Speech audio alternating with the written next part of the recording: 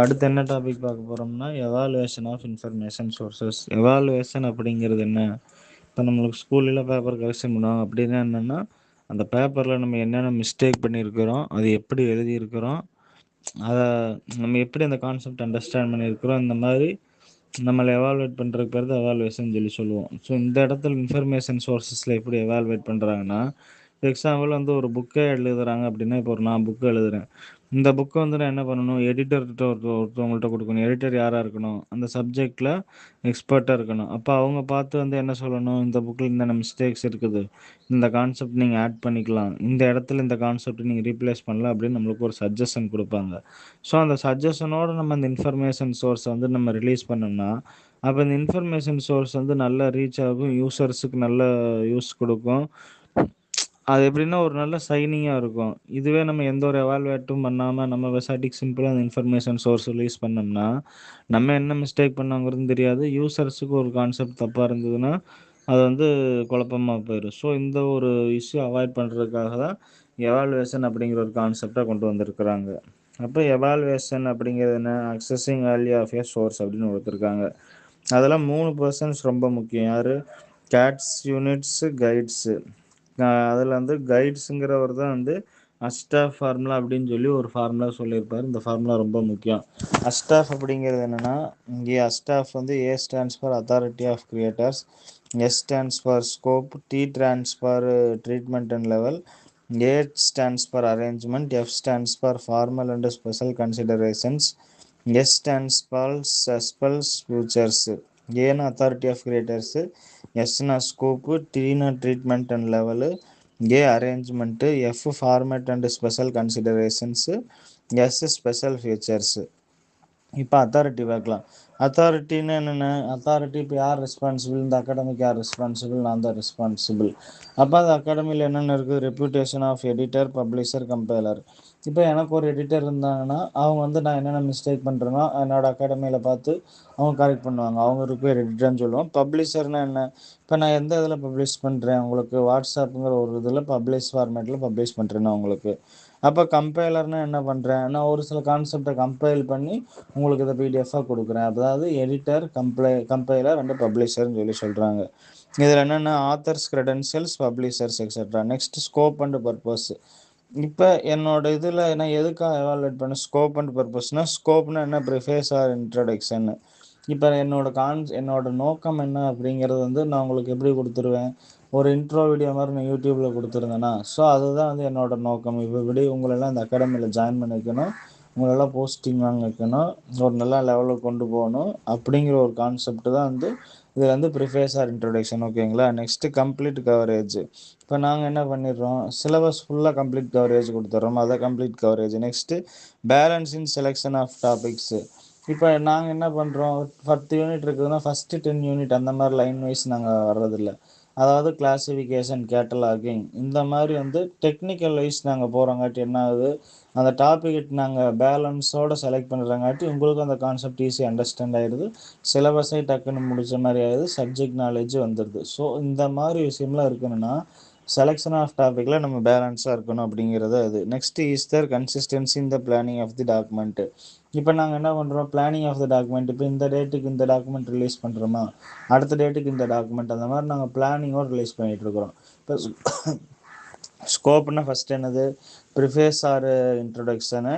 Next second என்னது? Complete coverage. Third balance in selection of topic. Fourth is the consistency இந்த planning of document. இதை scope and purpose. ஓகேங்களா? Next treatment.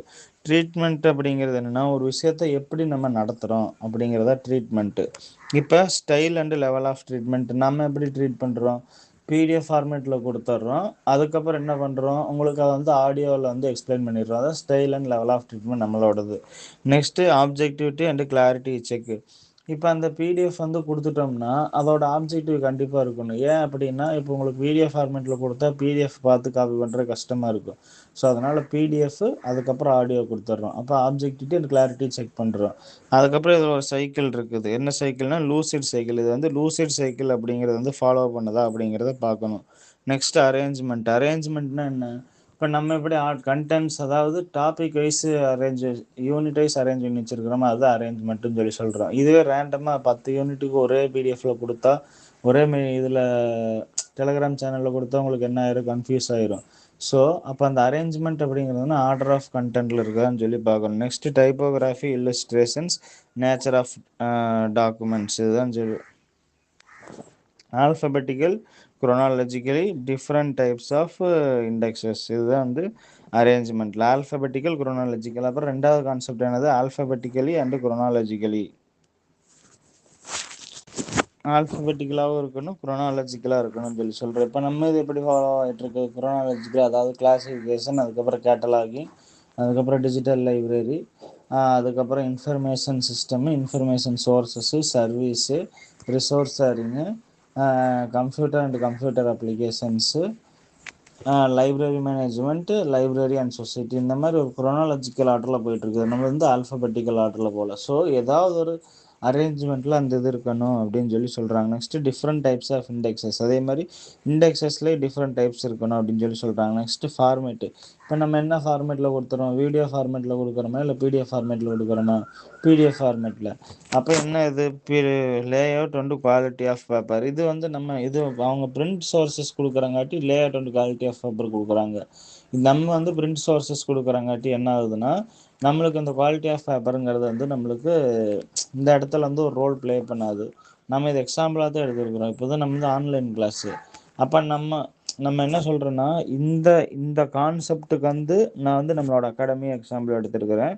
இந்த இடத்துல மட்டும் இந்த layout and quality of paper வந்து நம்ம இதுக்கு செட் ஆகாது. பிகாஸ் இது வந்து பிரிண்ட் சோர்ஸு கீழே வர்றது, நம்மது வந்து டிஜிட்டல் சோர்ஸு கீழே வருது. ஓகேங்களா, அந்த டிஃப்ரென்ஸ் புரிஞ்சுக்கோங்க. ஜஸ்ட் எக்ஸாம்பிள் தான் அது. Next typography, illustration, nature of documents, இதுதான் formats. Next special features. Special ஃபீச்சர்ஸ்னால் என்ன, மேக் டாக்குமெண்ட்ஸ் மோர் அக்செப்டபிள். இப்போ நீங்கள் வந்து ஒரு சப்ஜெக்ட் நாலேஜ் எல்லாம் கண்டிப்பாக வந்து ஒரு அகாடமியில் ஜாயின் பண்ணி எக்ஸாம் கிளியர் பண்ணணுன்னு நீங்கள் வந்து ட்ரை பண்ண மாட்டீங்க. அப்போ நான் என்ன பண்ணணும், இந்த subject knowledge, previous subject knowledge plus என்னோடய சப்ஜெக்ட் நாலேஜ், அதுக்கப்புறம் நிறையா சோர்ஸ்லேருந்து சர்ச் பண்ணி அந்த டாக்குமெண்ட் வந்து நீங்கள் அக்செப்ட் பண்ணிக்கிற மாதிரி ஒரு மெத்தடில் நான் அந்த டாக்குமெண்ட்டை கொடுக்கணும்.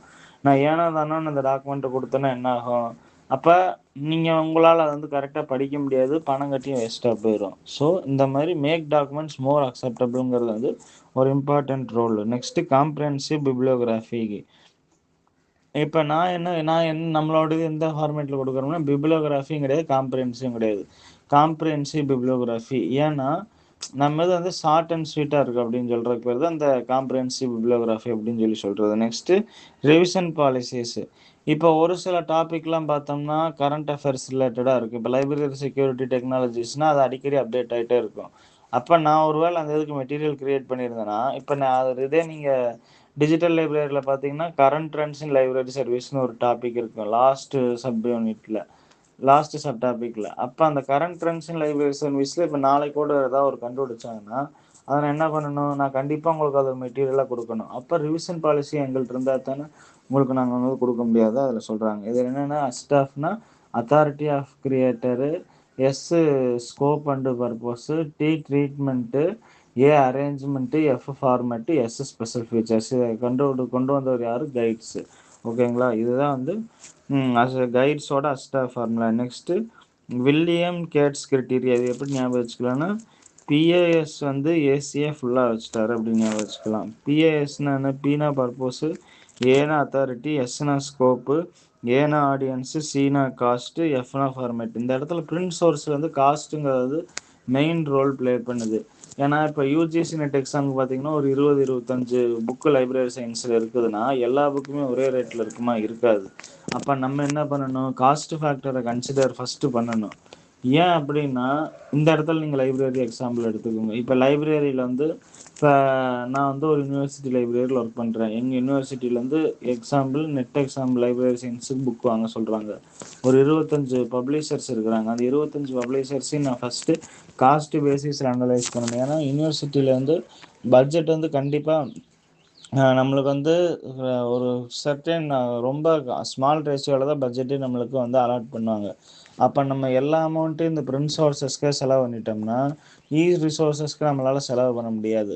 அப்போ என்ன பண்ணணும், முதல்ல காஸ்ட் ஃபேக்டர் வந்து நம்ம மெயின் ரோலாக எடுத்து இந்த நம்மளுக்கு கொடுத்த லிமிட்டுக்குள்ளே எந்த இது வருதோ அந்த அமௌண்ட்டுக்குள்ளே நம்ம அந்த வந்து கரெக்டான ஸ்டாண்டர்டான புக் பார்த்து வாங்கணும் அப்படிங்கிறதான் வந்து இந்த இடத்துல வந்து காஸ்ட்டுங்கிறதோட இது அதான் ஷார்ட் ஃபார்மில் எப்படி கொடுத்துக்கலாம்னா purpose, authority, scope, audience, cost, format. ஓகேங்களா, இதுதான் இந்த இது. Also next criteria for evaluation of digital resources. இப்போ டிஜிட்டல் ரிசோர்ஸஸை ஏன் எவால்வேட் பண்ணணும் அப்படிங்கிறதுனால தெரிஞ்சுக்கணும்.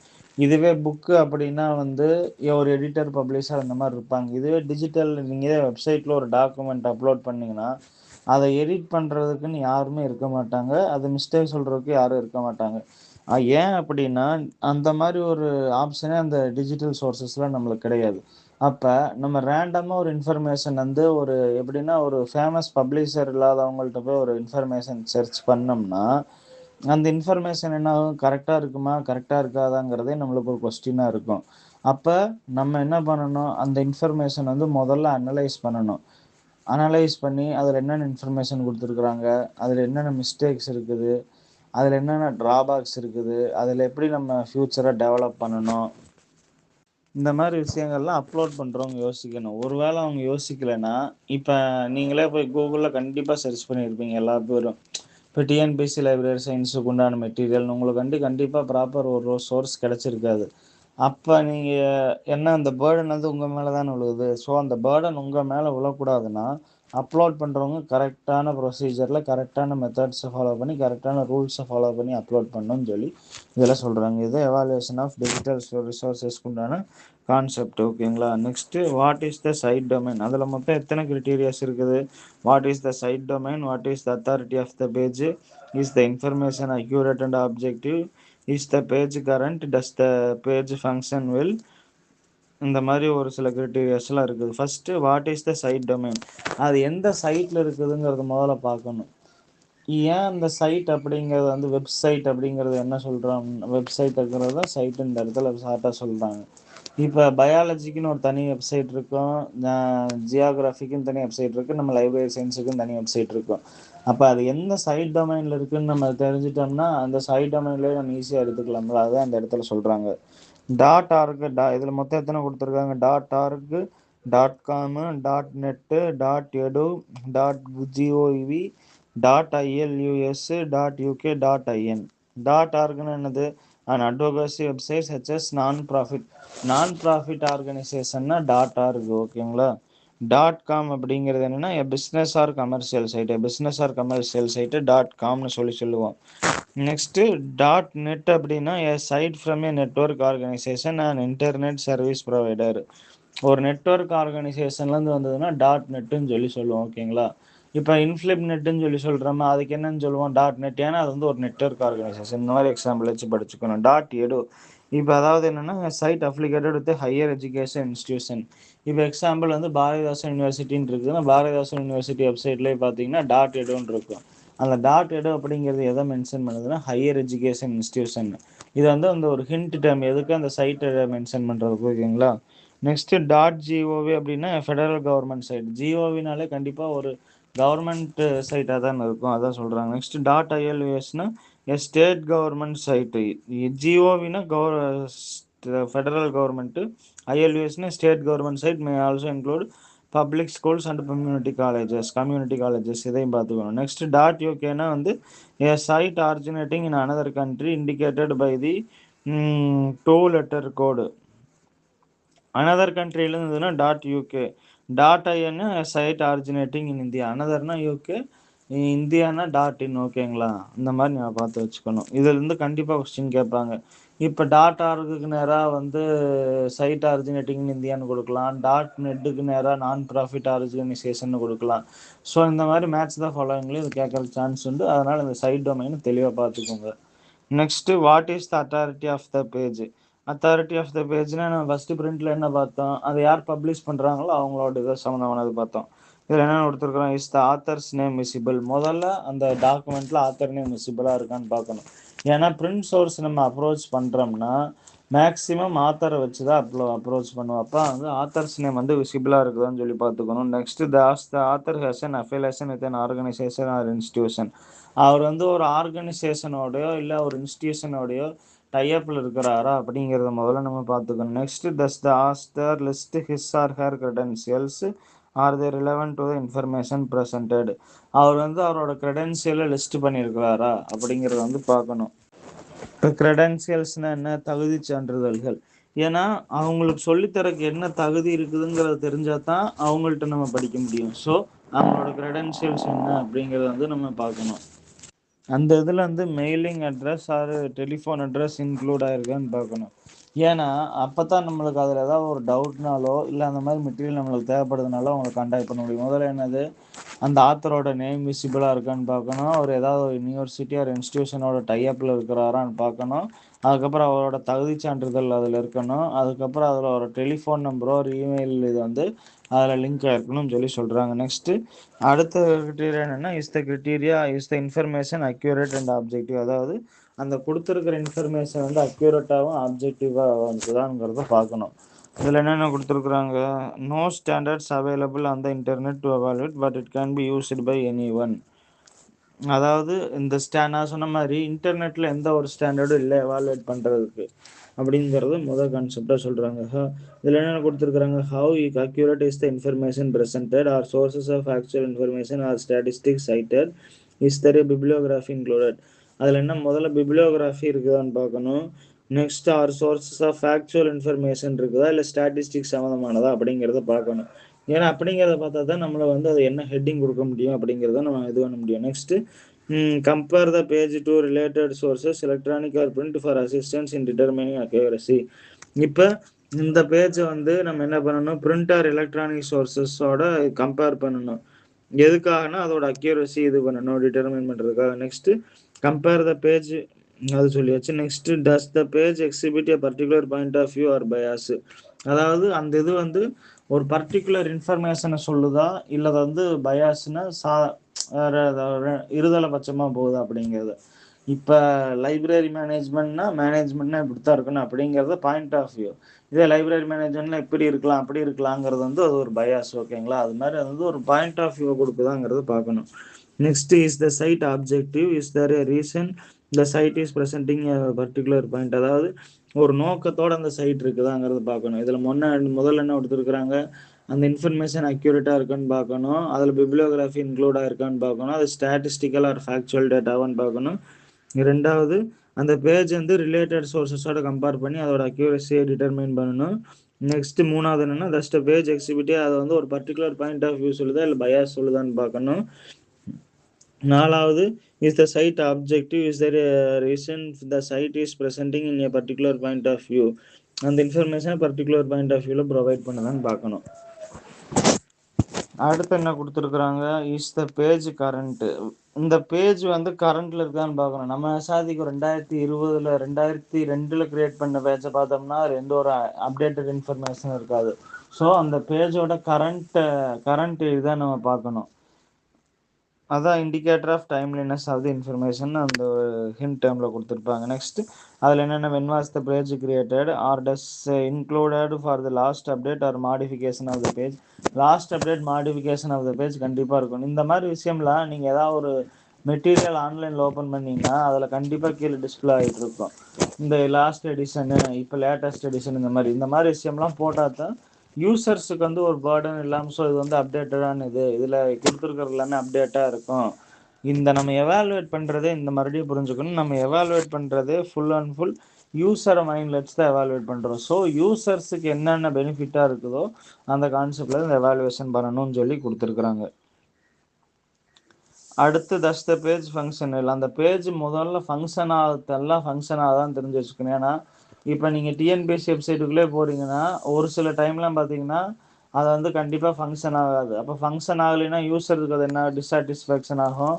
அவங்க வேறு சைட்டை ரெஃபர் பண்ணுவாங்க. அது அவங்களுக்குள்ள ஒரு எப்படின்னா அவங்களுக்குள்ள ஒரு அன்சாட்டிஸ்ஃபேக்டிவ் மைண்ட் செட்டை உண்டாக்கி விட்டுரும். அந்த மாதிரி ஒரு மைண்ட் செட்டை உண்டாக்கக்கூடாதுன்னா அந்த பேஜ் நல்லா ஃபங்க்ஷன் ஆகுதாங்கிறத முதல்ல பார்க்கணும். Is the site easy for navigate. முதல்ல அது ஈஸி டு நேவிகேட். நம்ம சாட்டிக்கு நம்ம இஷ்டத்துக்கு அதாவது நம்ம இஷ்டத்துக்கு நேம் கொடுக்குறதுக்கு பதிலாக நேவிகேட் பண்ணுறதுக்கு ஈஸியாக தகுந்த மாதிரி ஒரு நேமை கொடுக்கணும்னு சொல்கிறாங்க. Next, is the site searchable. அந்த சைட் சர்ச்சபிளாக இருக்குதா அப்படிங்கிறத பார்க்கணும். என்னோட சைட் சர்ச்சபிளா இருக்கிறங்காட்டி தான் இத்தன பேரு சேர்ந்திருக்கிறீங்க. இதுவே என்னோட சைட் வந்து ஒரு க்ளோஸ் ஆக்சஸ்ல இருந்ததுன்னா கண்டிப்பா சேர்ந்திருக்க மாட்டீங்க. So is the site searchable and accessible அதுதான் இந்த இது.